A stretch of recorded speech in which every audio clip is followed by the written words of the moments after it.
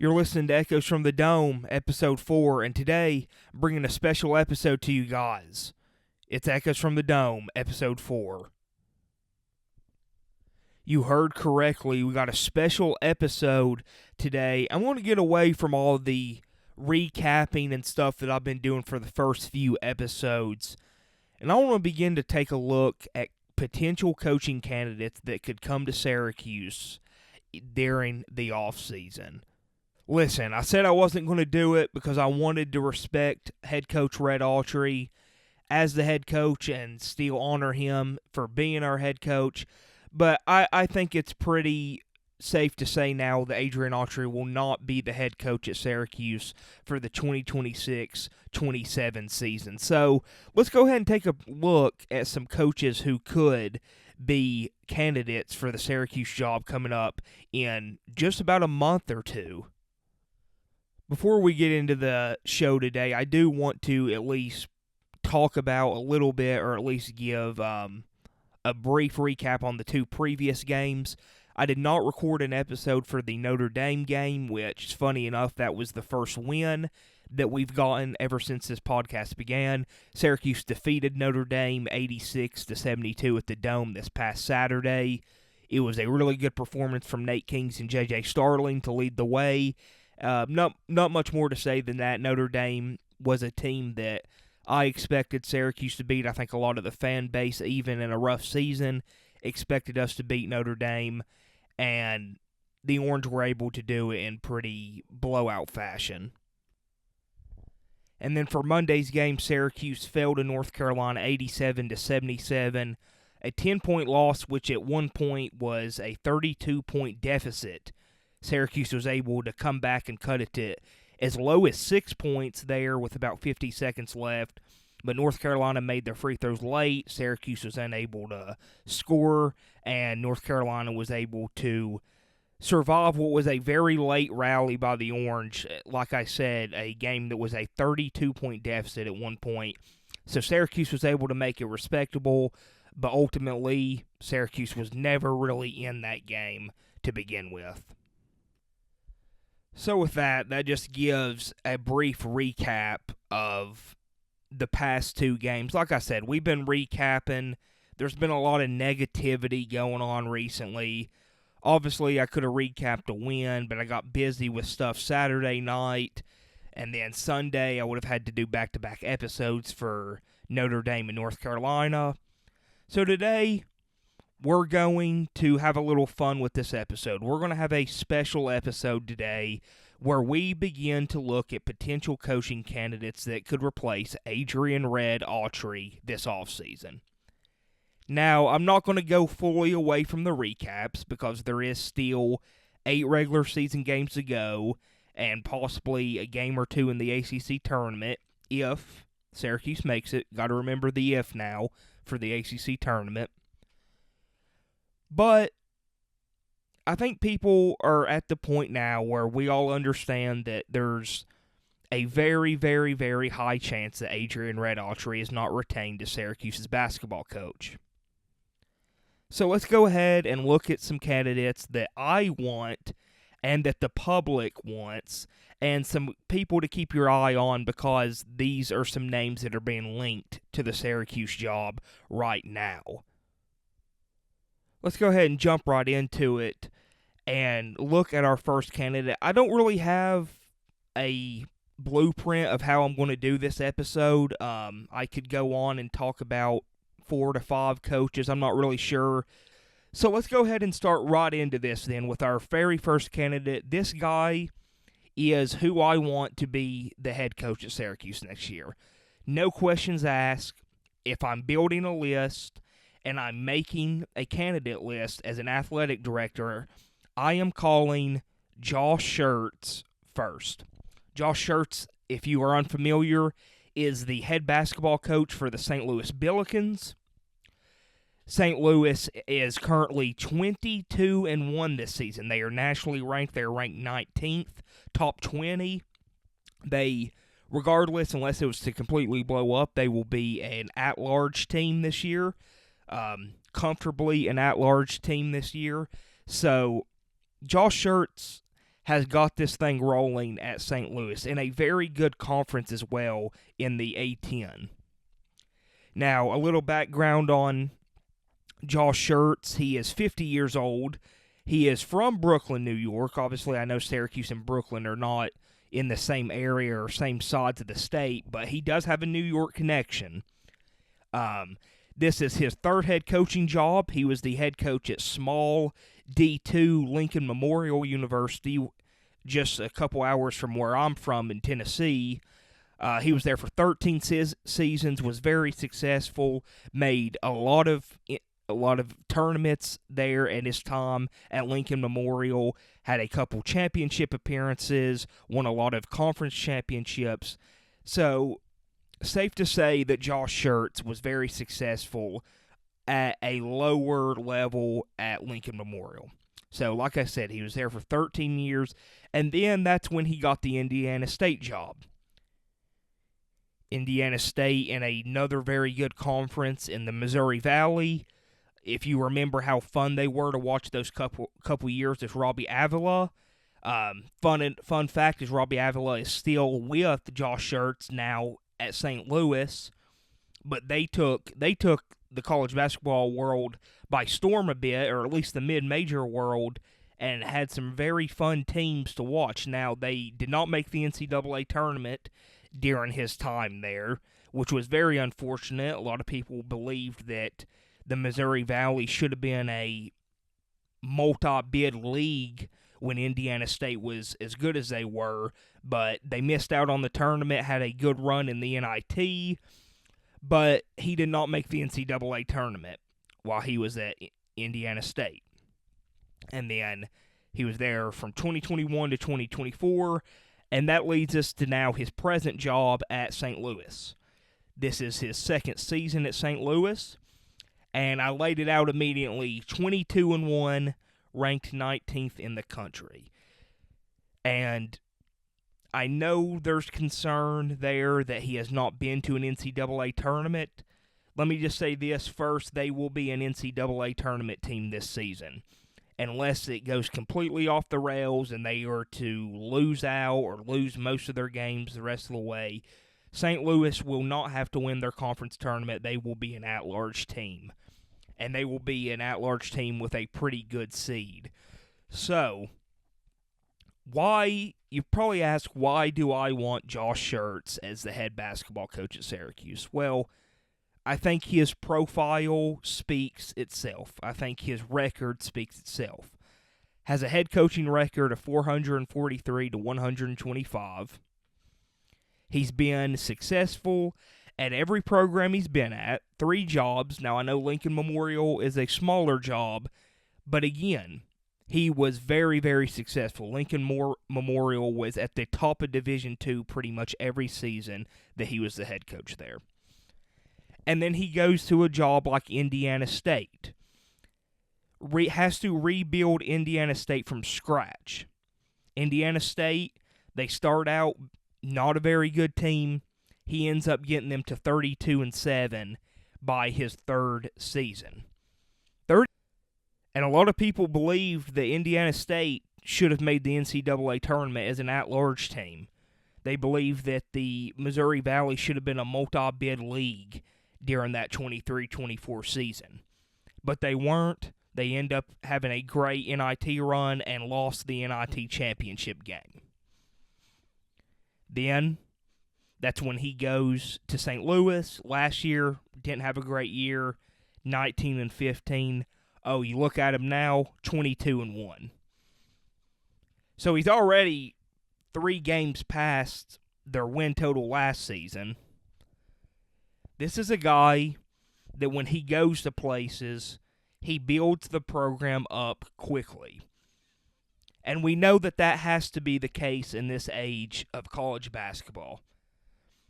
We know just 8, 9, 10 years ago, as a coach coming in and you're building up a program, we know how important a rebuild was just 7, 8, 9 years ago.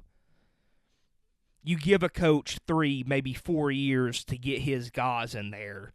There wasn't such thing as the transfer portal. There wasn't such thing as NIL and being able to give the best players millions of dollars to come play for your school.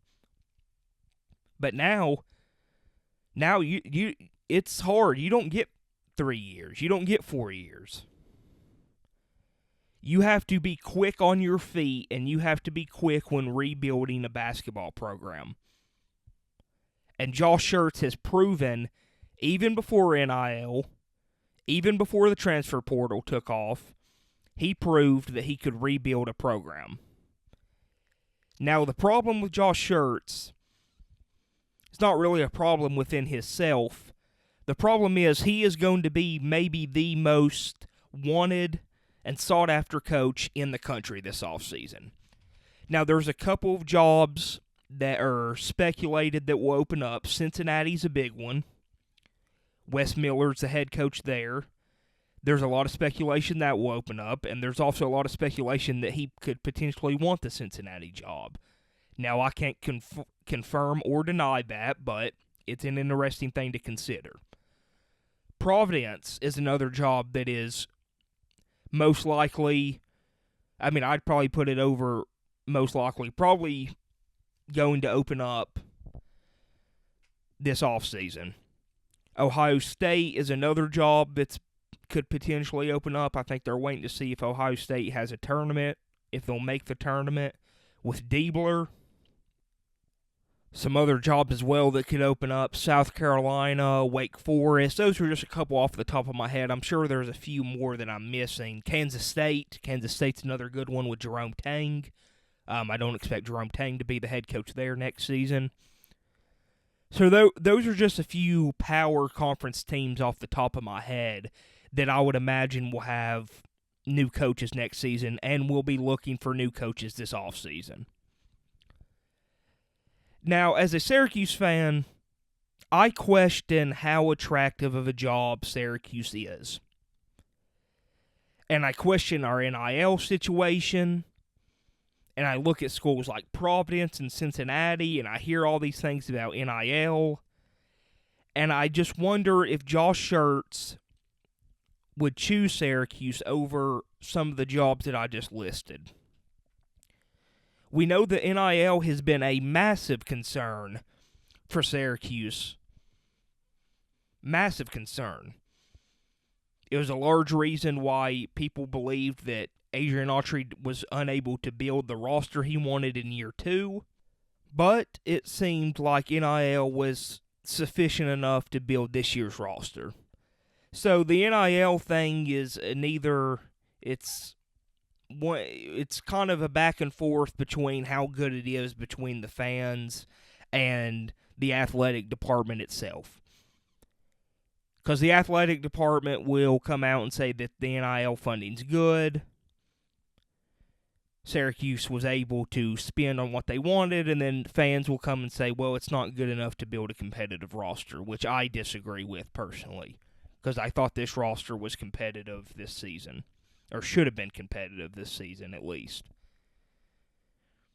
But moving back to Josh Schertz, I wonder how attractive this job is. Because this is going to be the 5th season now, 5th straight season, where Syracuse has not made the NCAA tournament. That's concerning. And that's hard to be attractive and pull coaches to you when you haven't shown much success. Now, I think Syracuse is kind of a different situation. This isn't really a job where coaches have circled in and out the past few years. It's not really a job that coaches have failed at. I think it's just the circumstances of we had a Hall of Fame head coach who probably stayed longer than he should have.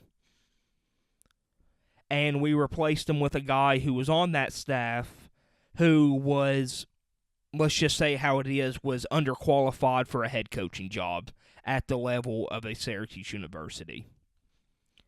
So it's different than if, they're going through their 3rd coach in 8 years, or they've had 3 or 4 coaches the last decade and none of them have been able to get it right. So it's not the same circumstance as that we've seen at a school like Ohio State or a Cincinnati. But I wonder how attractive that the Syracuse job is to someone in 2026. Because let's face it, Syracuse is not the same program that it once was, even 10 years ago. Even 10 years ago, if this job was open, I think that there would have been coaches all over the country wanting it. But we have to move forward, and we have to look at this new age and say, okay, it's 2026. The Nate Oates, Nate Oates is a guy that I think a lot of people wanted to eventually be the guy here. That's obviously not going to happen. He's not going to leave his situation at Alabama for us. So there's a lot of options that we wanted even 5 or 6 years ago that are just not possible now. But Josh Schertz is the guy that I think if you're AD John Wildhack, you're on the phone first, and you're calling him immediately. This is a guy that runs a very good offense. I think a lot of people have concerns of how the offense would look without Avila. But regardless, I think Josh Schertz has shown that he can pick out a guy to run the offense through. And I have no doubt that he could do that at Syracuse.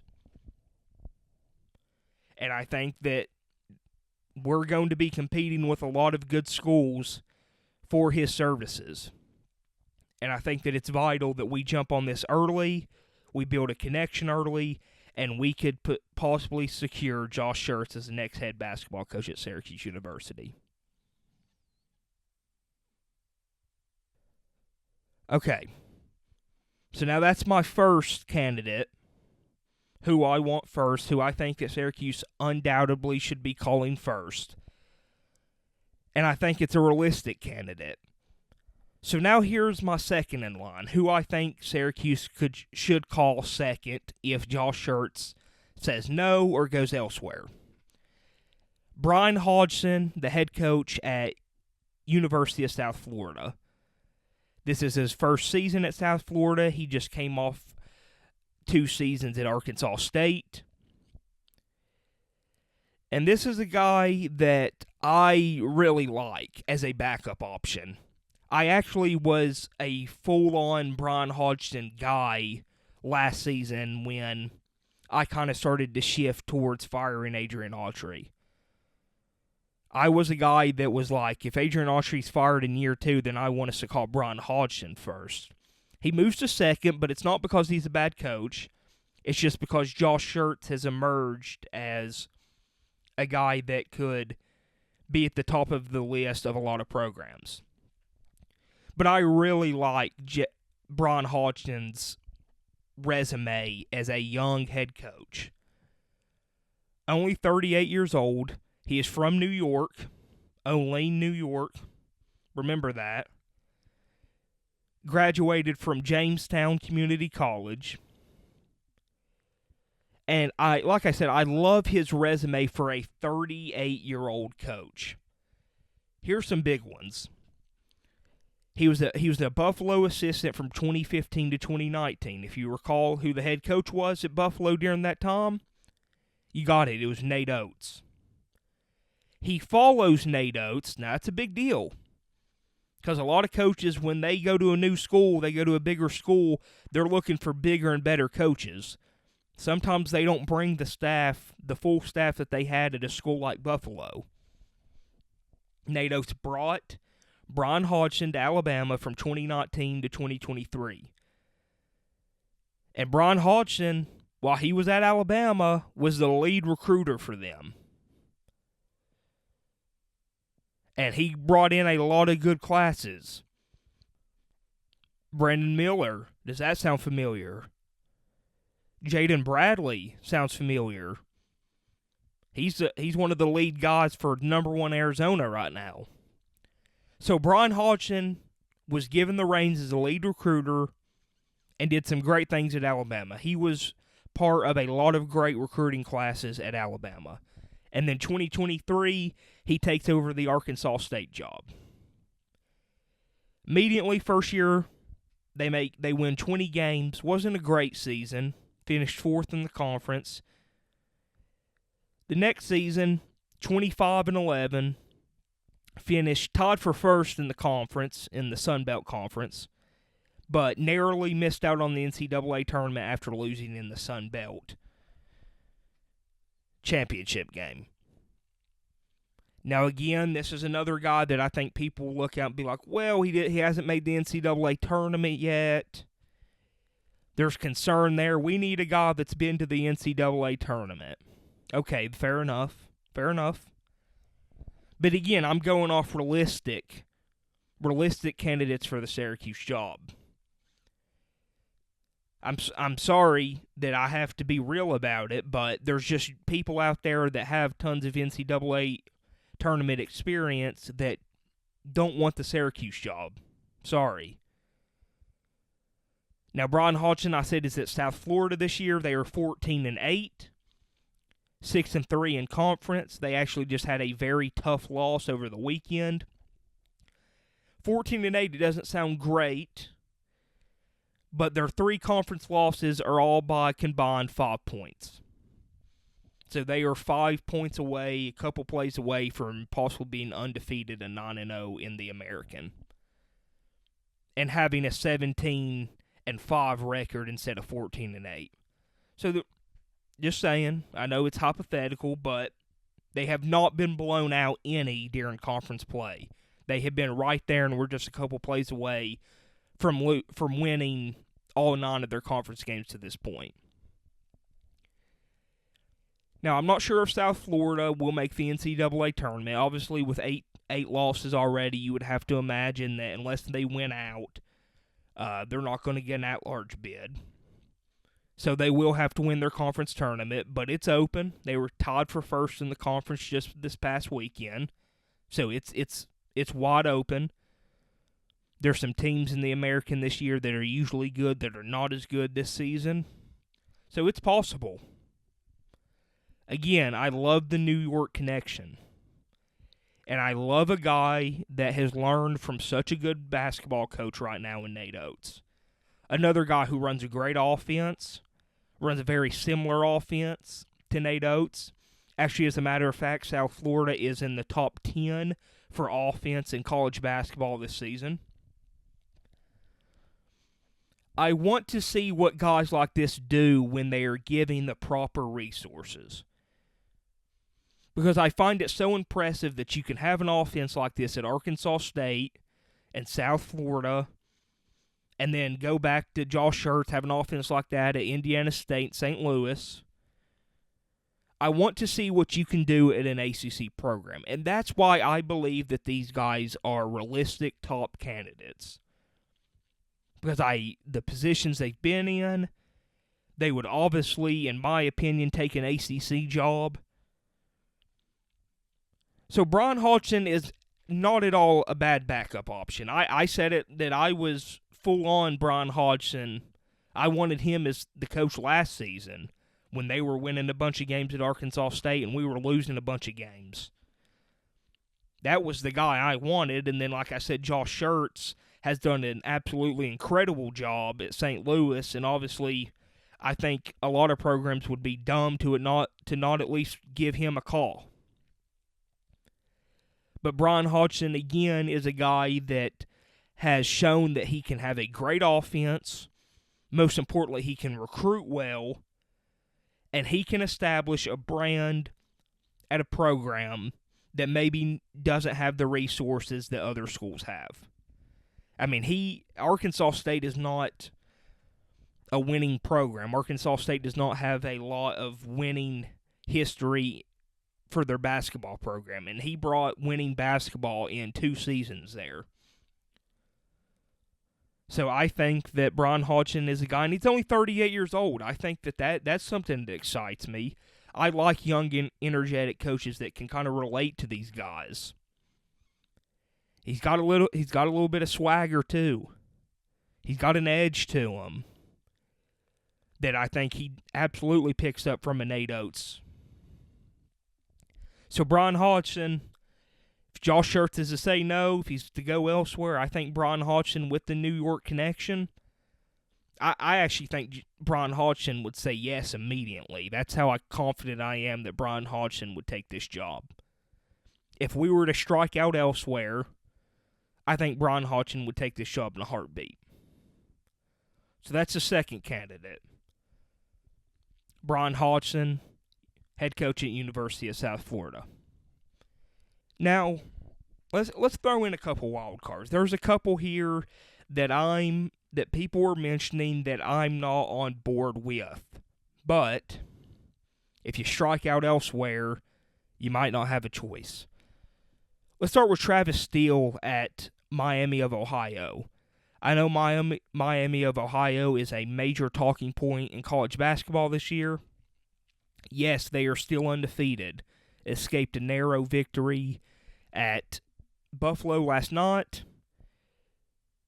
Travis Steele is another guy that I've seen connected, not necessarily connected, but a guy that people has mentioned as the next coach at Syracuse. Now, if you aren't familiar with Travis Steele, he was at Xavier after Chris Mack left for the Louisville job.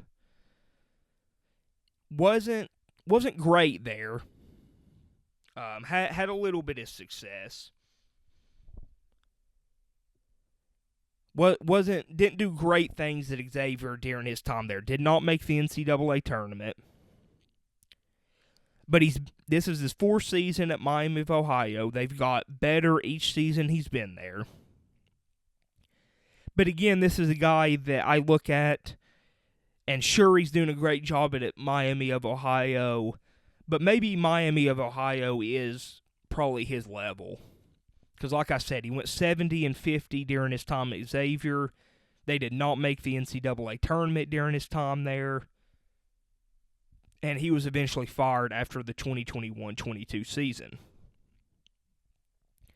So I'm not on board for Travis Steele as a top hire for Syracuse. He's not one of the top guys that I would call. Do I think he could be a good fourth, fifth option? Sure. If we have struck out everywhere else, if Schertz says no, Hodgson says no, then sure, maybe Travis Steele is somebody that you give a second chance to at a bigger school. Because, I mean, it is impressive what's going on at Miami of Ohio. So Travis Steele is a guy that I would say, and he's not one of my top candidates. He's from Indiana. Like I said, he coached at Xavier. He's actually a part of the Xavier program for a very long time. He was a part of it for 13, 14 years. But he seems like a Midwest guy. You know, when we look at it, he's from Indiana. Coached at Xavier, which is in Cincinnati.